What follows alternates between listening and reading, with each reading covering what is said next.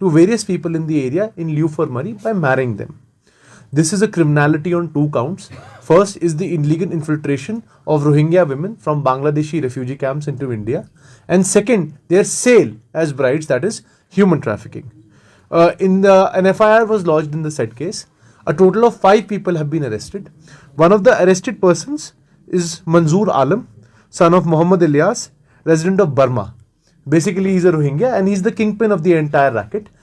In the said case, 2 Rohingya women were found to be married and necessary legal action as per law has been initiated in the said case.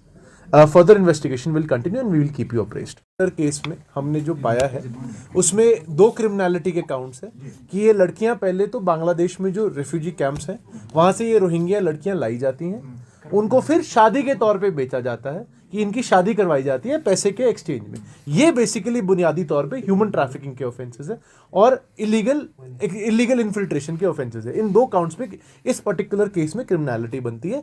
बाकी आगे की investigation आगे की चीजें जरूर बयां करेगी.